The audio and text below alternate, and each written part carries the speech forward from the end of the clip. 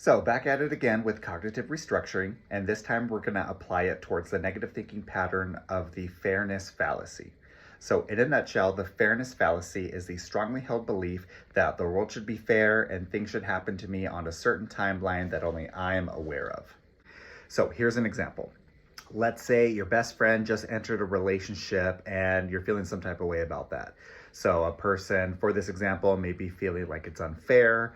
Why did my friend find happiness and companionship while I didn't, and I'm uncomfortably single right now? So as before, we're going to catch, challenge, and change the negative thought. And the rubber stamp I've been saying this whole time for the catch part of this is to implement a daily mindful moment. So have a moment where you simply just take a deep breath, pause, and reflect on your thoughts, feelings, and actions for up until that point.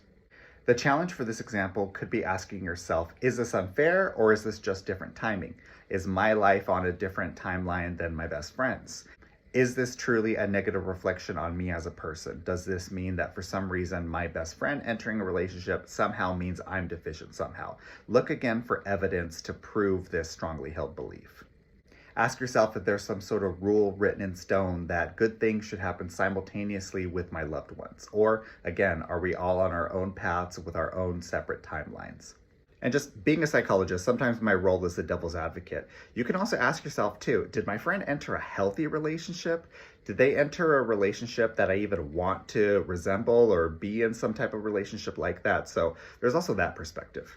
So now the change is adjusting your thinking. So you can validate what is valid. You could acknowledge, I'm feeling a sense of loneliness right now. I'm being a bit triggered by my friend entering a relationship and hopefully finding some sort of happiness. So you could acknowledge that. But at the same time, you could also acknowledge that my timeline doesn't have to be aligned with my best friend's timeline.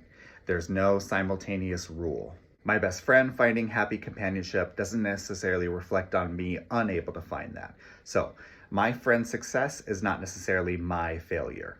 Being unpartnered or single right now isn't necessarily unfair. It's just where I am at the moment. It is what it is. So that helps shift the mentality from resentment to more of a place of patience. So try it out.